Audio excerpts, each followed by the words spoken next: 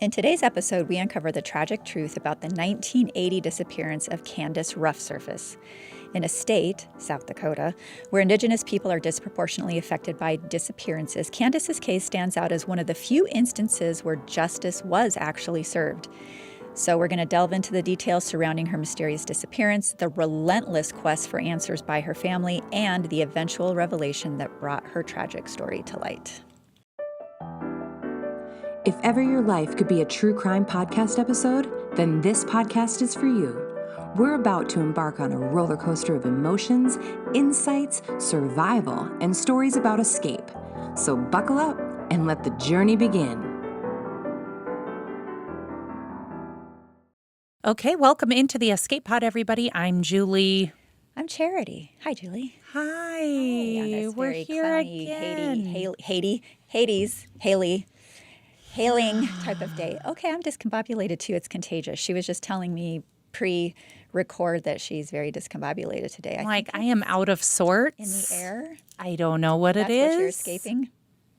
Yes, that and mosquito bites. Because I've been walking in the evening, and thankfully for all of you, I have pants on because they're like welts. Most of the time she's running around here without pants on. It's a whole thing. It's not true.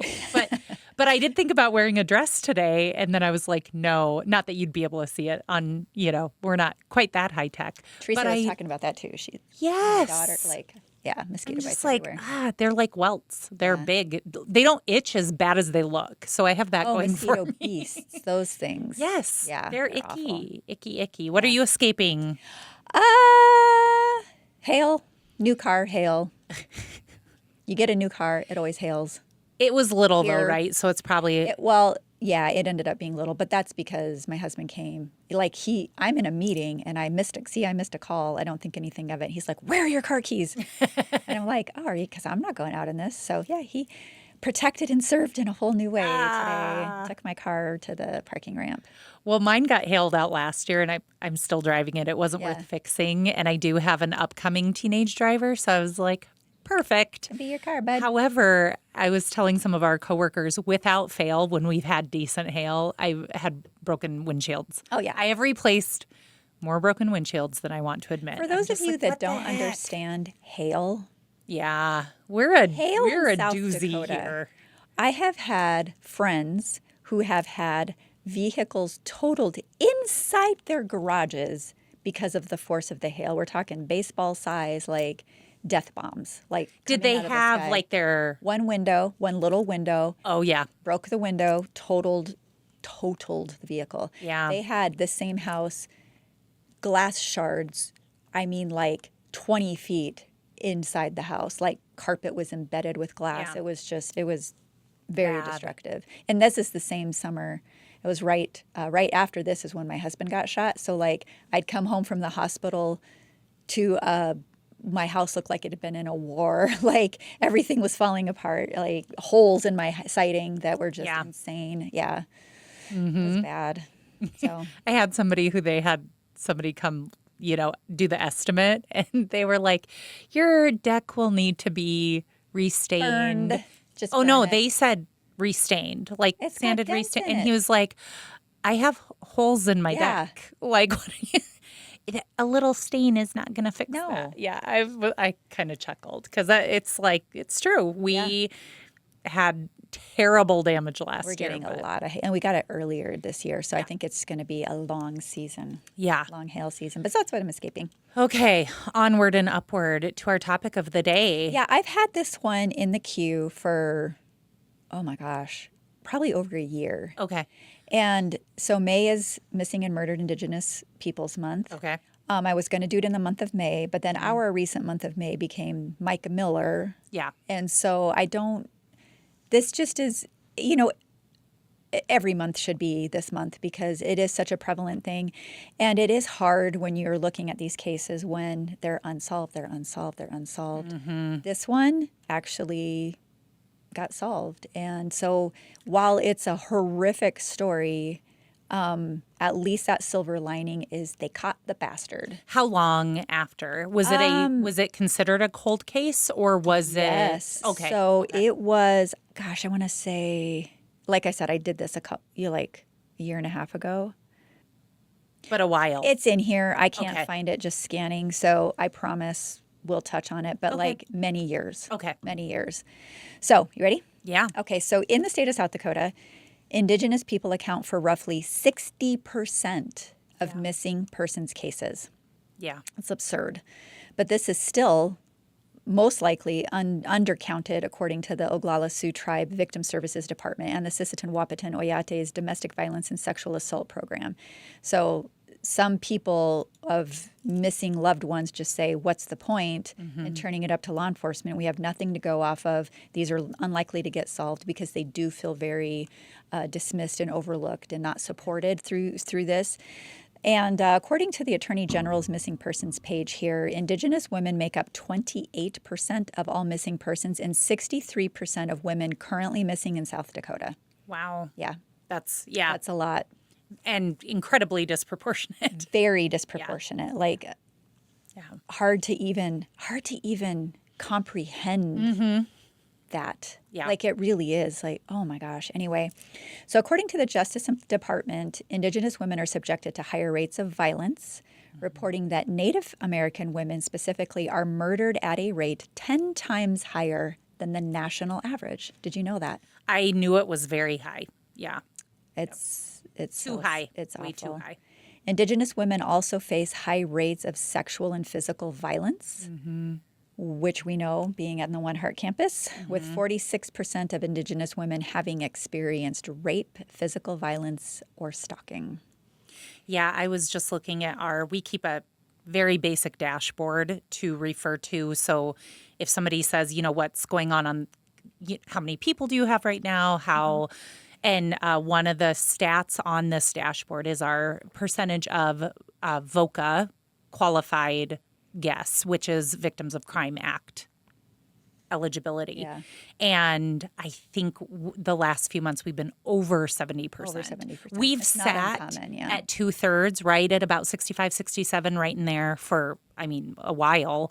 And it bumped up in the last few months. And when you think that's almost 3 out of 4 people who have, and there are people that you and I would consider they are victims of something, but it doesn't count under the categories that VOCA necessarily uses. So sometimes you and I would definitely consider them somebody who should have certain services, but they might not qualify for those funds to be directed their way. That's why we just do it, and then it's true. we can draw down the funds where we can't. Correct. It doesn't matter. Yeah. Yep. Okay, so we're going to go all the way back to 1980. Fantastic Were year. you alive? That's when you were born? Yep. Okay. That's Like the magic year. Awesome magic since 1980. Okay, That's what all I right. like to say. And this is the fateful day of August 2nd, which we know is very I was alive. powerful I to me. know. That's weird for you. Yeah. Yeah, so okay. August 2nd of 1980, Mobridge, South Dakota. Okay. One of my best friends in middle school was from Mobridge. Okay. So I also have I have known quite a few people over the years from Mobridge. Yeah. So this is the story about a missing persons case that was solved, like I said, of a young woman by the name of Candace Rough Surface. And it was revealed to be a murder. So it went from a missing persons case to a homicide case 9 months after the fact. Oh, okay. Okay. So 18-year-old Candace was a member of the Standing Rock Sioux tribe.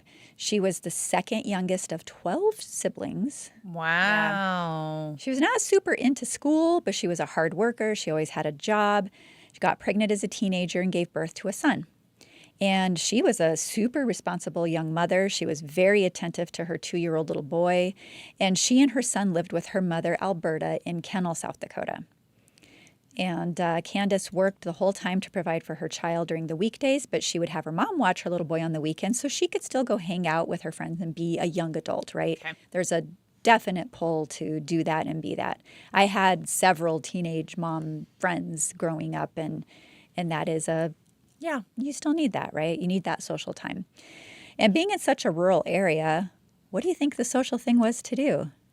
Party. Go to bars, yeah. Yeah. There was one of those establishments back in the day in certain states that would sell in South Dakota did it like lower point alcohol. Oh, okay. Like 3.2 beer. Yeah. So 18 and 21-year-olds could do that, and then they'd sell like the higher octane stuff to 21 plus. Yeah. And Mobridge was one of those towns, and it was 30 minutes away from the reservation. So there was a lot of cross traffic going on. Yep.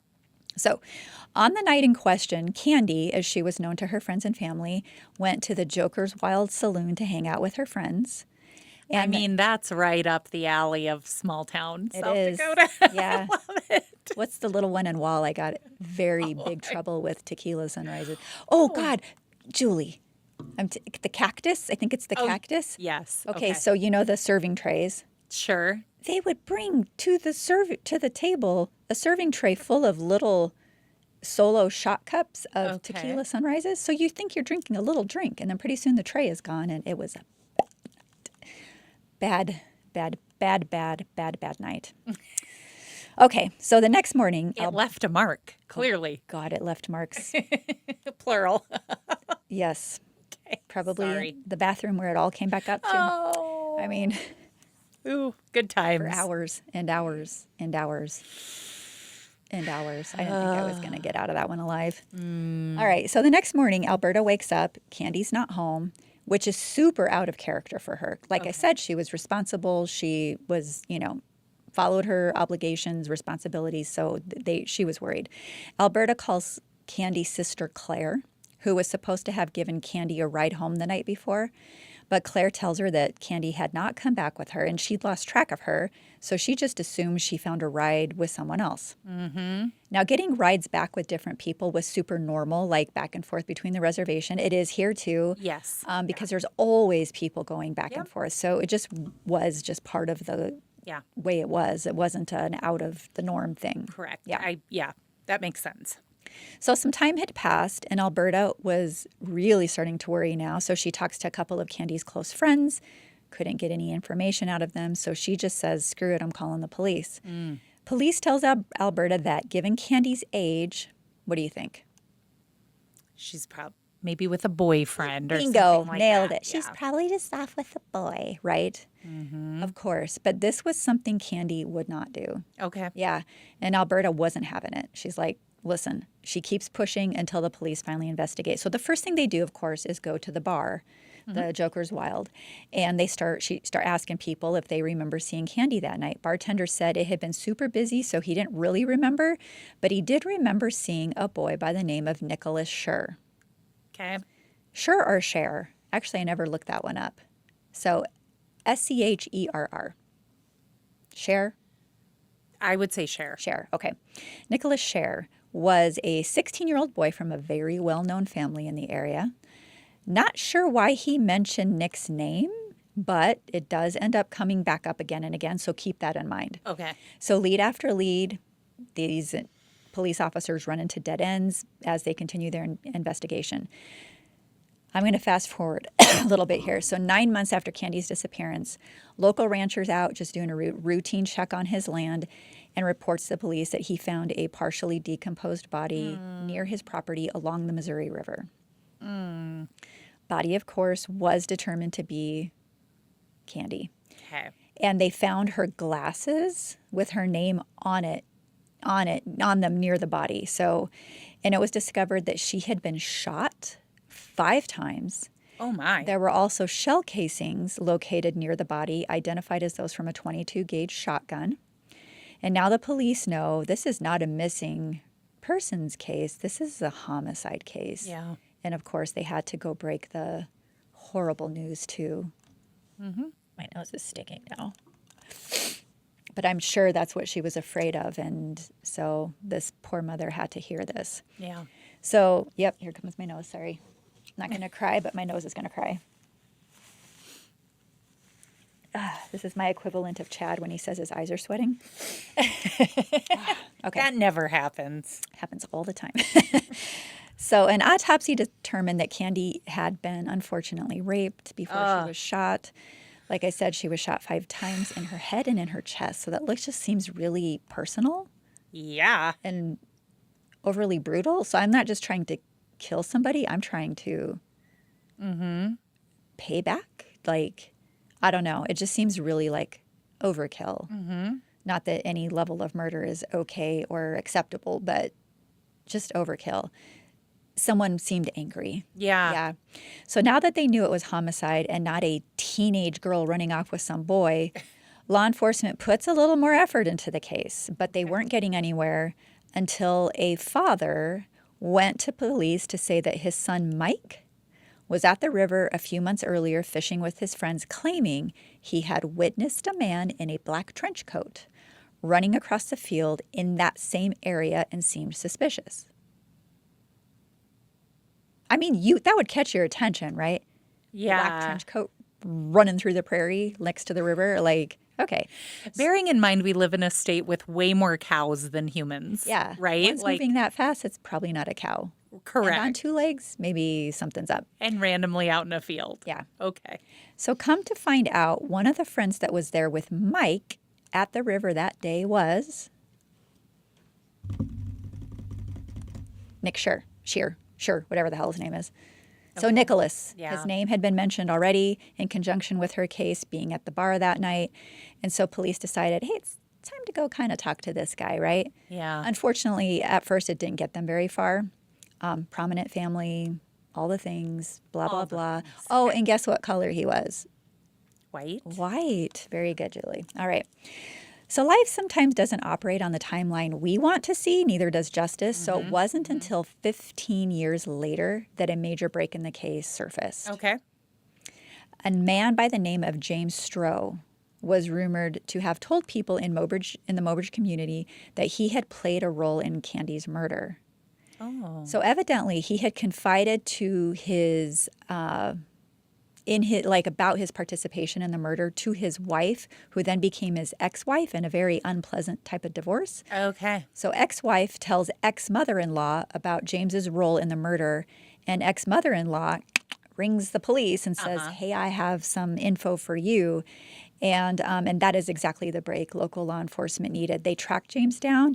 He dished everything. Oh, wow. So here's the story. All right, so buckle up. He explains that he was in Mobridge, staying at his aunt and uncle's house with his cousin, Nick. Okay.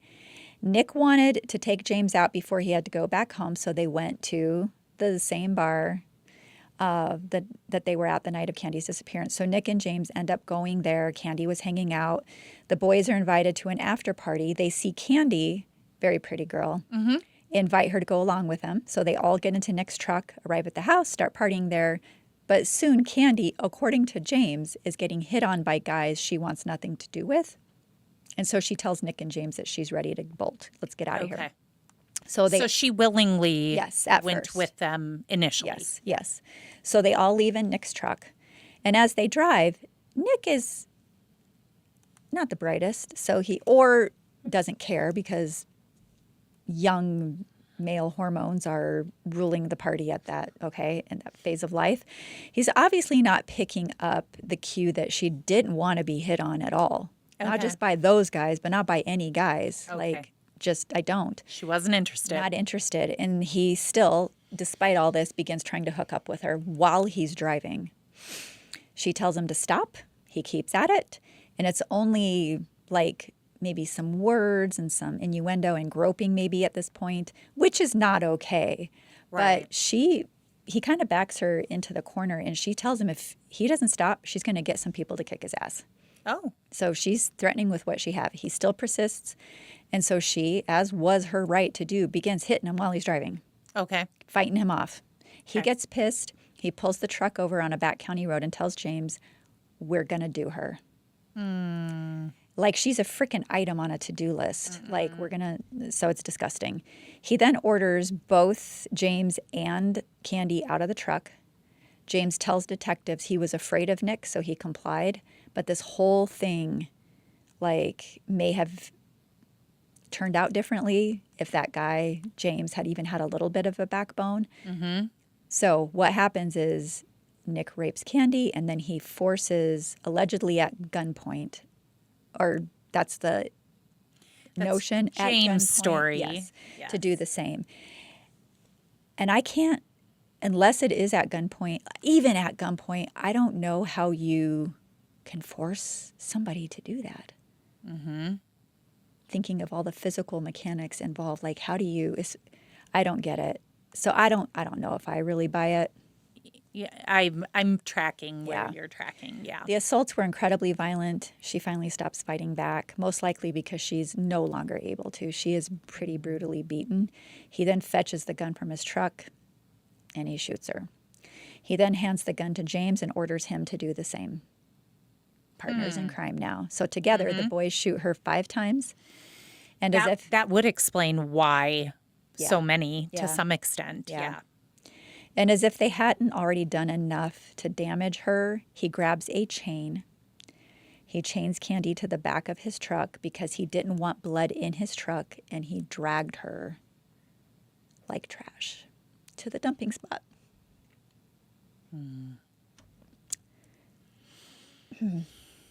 So, some allege she may have been shot after they took her body to the river, mainly because the shell casings were found near where her body was discovered. So they suggest that maybe she was even alive while she was dragged. Well, let's hope not. I mean, either way, it's horrific. Yeah. And I cannot imagine what this mother felt. Knowing these details. I mean, you want closure and you want to know what happened, but my God, hearing that your daughter suffered the last moments of her life in this horrific way, I just can't. I don't know how you come back from that. So Nick was 16 and James was 15 when they did this. I was just about to ask. I didn't know if you said James's No, I age. hadn't. But and hearing, I was curious because of the comment that he was afraid of Nick. Yeah. And so if there's a big difference between 15 and 16. Well, and I mean, if that's the person you look up to, or you know what I mean, like there's a lot that plays into kind of that teenage mindset too. They also claim they were both really drunk. Whatever. I don't care. Well, that makes it okay, right? No, it does not. Not even a little bit. So here's some about the trial. When the truth came out, both the reservation and town of Mobridge erupted with racial division, as one would expect. So this now we're in like the 90s, mid-90s, mid to late 90s. 85-ish, yeah. Okay. Oh, wait. No, 95-ish, yeah. So Nick was from a very well-respected family. Of course, he couldn't possibly have committed this atrocious, monstrous crime. There was a petition going around to try to convince the judge to let Nick be released from jail until the trial, signed by mostly white people. Oddly enough, it was started by his own mother. And I get it as a mom, but come on, Mom.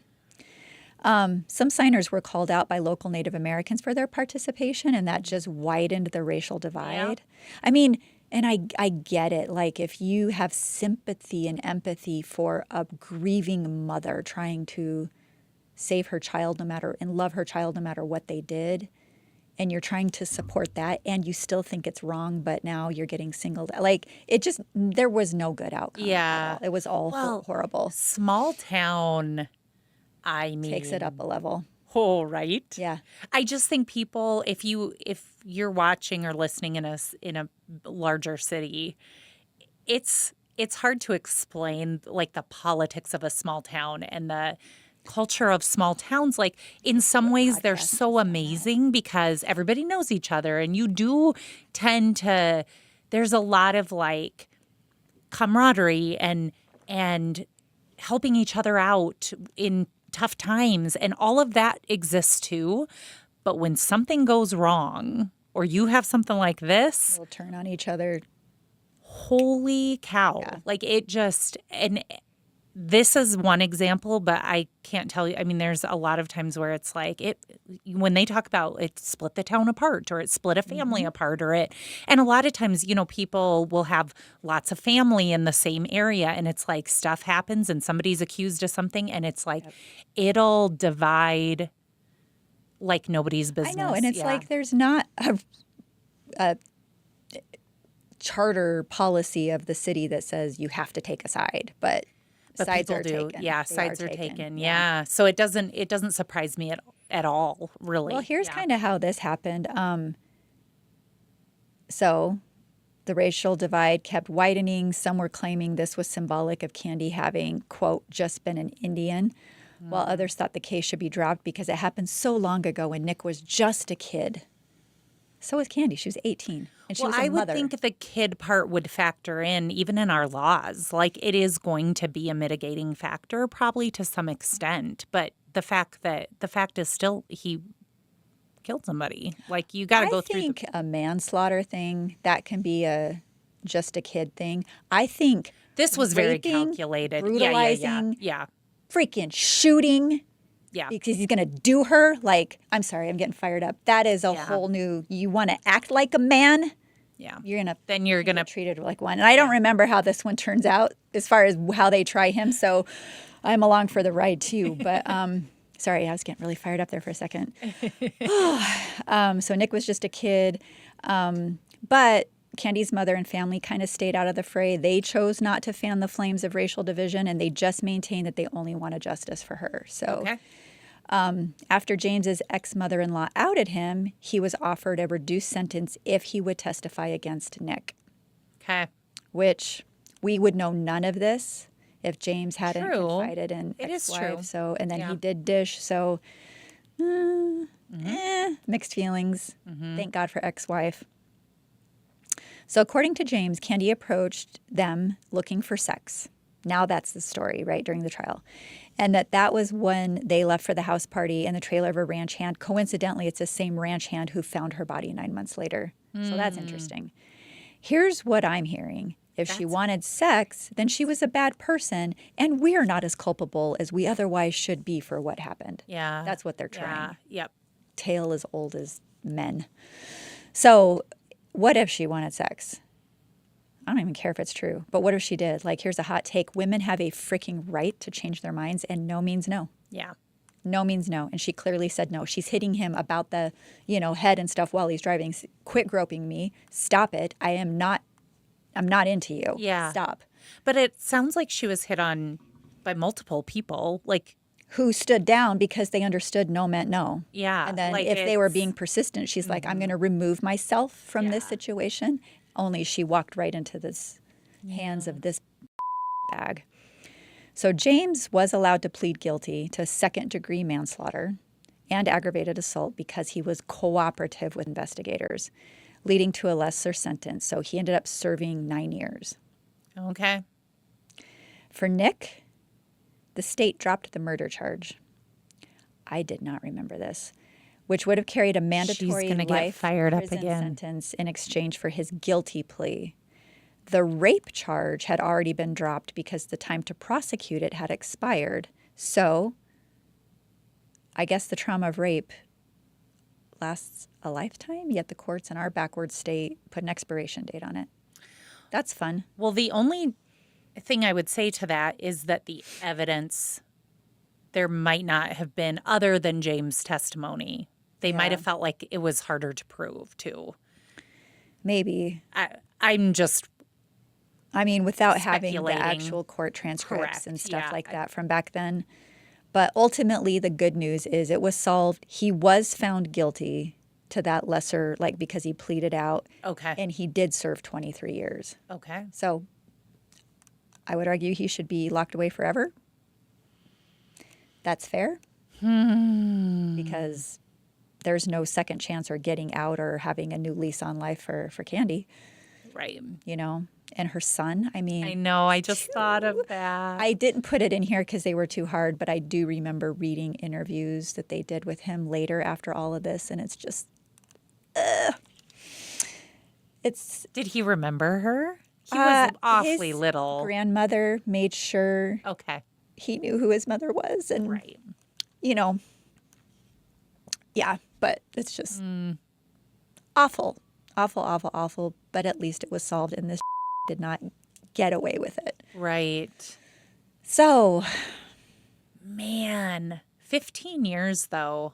He had a lot of freedom in that time too. Mm-hmm. Probably thinking, who knows what else he did. Oh, he thought he escaped, but yeah. Oh man, I don't know how innocent James was. No, but he did serve time. So yeah, 9 years. If we ruled the world, Julie,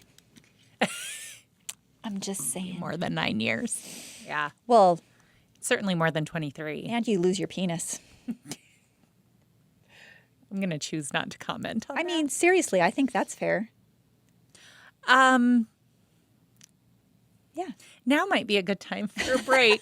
We're going real dark, real fast. It's not dark. I think it's just. A lot of people would. A lot of people would agree with you. If that were the punishment, guess what? Well, guess what? There's a lot of things we think of as punishment to deter that don't deter. That it might be the deterrent that a lot of people need. I think so. Yeah. Oh. Okay, lawmakers, are you listening? We're going to take a break. I'm just saying. We'll come back and lighten things up in just a moment. Stay with us. Hello, escape artists out there. Quick public service announcement. You hear us talk on the Escape Pod about the One Heart campus. To learn more about this place for hope and healing where lives are changed for the better, listen to the prologue episode at escapepod.live or wherever you get your podcasts, or visit oneheartrc.org. Welcome back into the Escape Pod. I hear in my ears. Are you ready to talk about where you're escaping to? Yeah, I talked about it, I think, last episode, college reunion.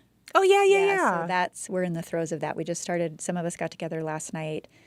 I bowed out after, I was still in bed by 10. They were just getting started because I knew I had things to do today. But tonight really kicks off everything. It's just so fun to see everybody and see where people have gone in life and all that kind of a thing. So do not let anybody tell you that engineers don't know how to have fun. Oh, we do. In fact, our little too much song, fun sometimes. Our school song talks about whiskey. I mean, that hasn't gotten canceled yet. We're teaching this to people, freshmen. Hell of an engineer. Yeah, so it was great. I know that part of the song. I don't know the whiskey part of the song. But I'm pretty sure the people in my family who went to that school they went to a lot more parties than I ever did in college. And I went to a big college. Your brother probably more than your sister, but. I think that within reason, I think they both did okay. I bet I still blew having them all fun out of the water. I suspect. Here's a funny side story. Oh, no. I don't think my brother listens to the podcast, Good. but I did one day. He was his child, who is technically an adult, was supposed to be traveling. And so he was watching to see, like, he's running out of time to get where he needs to be. And I was like, can you imagine if our mother would have been able to track you when you were in college? No. And he said, oh, it would have shown me either at the library or Triangle, which is a fraternity. And I was like, but what you were doing at the, you want to hear he lived there. A fun fact? I don't know. Do I? Well, I think so. It was actually a party at Triangle Fraternity that got me and my husband back together. Well, I knew that one. Yeah. You've told that story. Yeah. So, yay, Triangle. I guess I didn't know if it was that fraternity. It was Triangle. Yes, you have shared and then the also story. the guys at Triangle, when I was no longer affiliated with my parents, they kicked me out. I'm homeless. I have no parents. I knew when they would work. Well, I think my dad was still in jail. My mom was working. I ran to Triangle and said, guys, I need help getting my stuff out of this house. Oh. And they just dropped what they were doing. We took trucks over there, unloaded my bedroom, and bolted. So, yeah. I mean, they're good people. They just... Oh, we had fun. Yeah. Jungle juice, anybody? The stress of a pretty hard college, they deal with in interesting ways. I can tell on you that stories. note, where are you at? Okay, so that's your escape. Yeah. Alumni stuff and just reconnecting. And I mean, I don't have anything fun, but I am not all the way through. I think I'm halfway through season 3 of Welcome to Wrexham, which has me suddenly becoming like a soccer fan. I don't know. I mean, I don't actually go watch soccer games, but it's a super entertaining show. Yeah. It is my little escape in the evenings, like an episode, and I call it good. But cool. I love it. It's fun. They're funny. I like British things. Well, they're Welsh, which there is a little difference. I didn't really know that till I started watching the show. I'm trying to think one my daughter turned me on. I watched it a while ago and just at first I'm like, I don't know if I can get into this, but I ended up loving it. Was the Dairy Girls. And I've heard of it. It's hilarious, but it's also set like the background of what's going on in these young people's lives is the whole, the conflict in Ireland and oh yes, and it was really cool learning about that. I'd had a neighbor who was involved with that and very traumatized by that experience. Fighting all the things. Wow. And so I would hear just like this one-sided story. So it's just really interesting. I thought that show was really well done. And I was sad when it ended. Where did you watch it? Netflix, I believe. Oh, see, that's the one I don't have. Okay. We don't stream a lot, so might have to do a free trial. Okay. Thanks, everybody, for watching. Yeah, that's going to wrap it up for us today. Do you want to tell the folks how they can, well, one, download. That's a big help. You can also become a patron at escapepod.live. $2 tier, $5 tier, $10 tier. And if you do that, you're supporting, we mentioned it at the beginning, our mission, which is to bring people out of poverty, get them into self-sufficient, independent living here at One Heart, the nonprofit where we work. So, you're not really funding a podcast. Yeah, and in just case you're wondering, like the new studio look, that was not your patron stuff. No. We used credit card points and I donated the rest. So like it's, we just wanted to give it a refresher and create this. And I like the space. Well, and like you said, we weren't going to be on video. Yeah. We were just going to be audio. And then we kept getting poked to do video too. We did it on the cheap. And now it's kind of like we put some effort into it. So it looks fun. Looks better. There you go. So where else can they find us? You can reach out to us at escapepod.live. Link out to our socials from there. You can also send story ideas or comments on content or whatever to justbecause@escapepod.live. You can also send your wild escape stories. If you know of a story that needs some more coverage, some more ears on it, missing and murdered Indigenous people, please send that to us at escapeartist@escapepod.live. Yeah, if you remember, like this one, there's probably local people who might recall some of this. So if you have thoughts or insight, share away. We're clearly not big enough yet. I mean, hopefully one day. But, I have seen it where podcasts get coverage. You just never know who's listening. Right. And they hear something and this next person looks into something or, nudges another person and an investigation is reopened and something's actually solved. So we do hold that power. I mean, not we, Julie and Charity. I mean, we collectively. Yeah. But it would just be amazing. So it can't hurt. So if you know of something, we're happy to give it some more exposure. Yeah. We are closing the hatch on this episode of the Escape Pod. Remember, trauma may be inevitable. How you grapple with it is optional. So stay resilient. And keep smacking guys who don't understand no in the head. And keep laughing. Bye, everybody.